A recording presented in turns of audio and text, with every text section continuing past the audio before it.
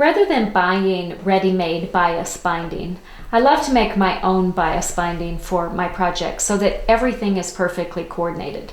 I start with a square of fabric, cut it into 2 triangles, join the triangles, and then cut those into bias strips. Then I've got all my strips ready to go and I need to join them.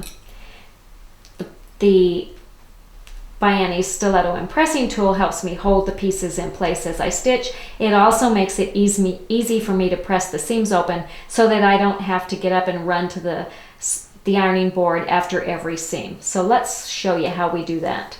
You're going to start by lining your pieces of bias binding up so that your bias edge is even and they match. So that's what it would look like if you were sewn together. Then the easiest thing is to take the one on the right and fold it over so that your right sides are together, and you're going to want to offset each of your strips by about 1/4 inch. So you've got your little dog ear on this end and the same amount of dog ear on that end. That way when you sew your strips together, you've got perfectly seamless pieces that flow perfectly.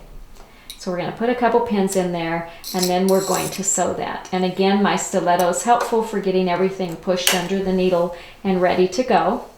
I'm going to sew my 1/4 inch seam.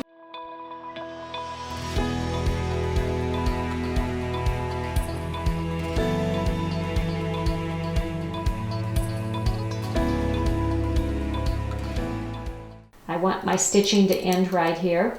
If you keep your eye on that point, it's going to come out right where you want it. And then I'm ready to press my seam to join my pieces.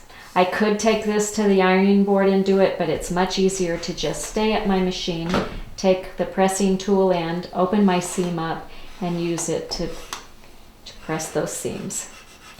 Because it's just the right angle, I get a perfectly pressed seam without having to go to my ironing board after each one.